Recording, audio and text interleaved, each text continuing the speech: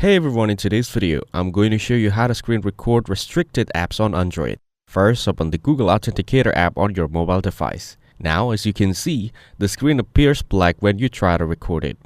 So go back and open the Play Store. Now, search for Virtual Android in the search bar. Tap on it and install the app. Once install it, open the Virtual Android app. Here, it will ask you to enable developer options. Follow the on-screen steps to turn it on. Now go back and tap on the arrow in the top left corner. Then tap on Start to begin setting up the virtual space. Next, grant location access when prompted. You can tap only this time or while using the app. Now, the virtual Android environment will start. Inside this virtual space, open the Google Authenticator app again. Then tap Continue as your username or account. Now, as you can see, the app opens without the black screen and you can record it easily inside this virtual space.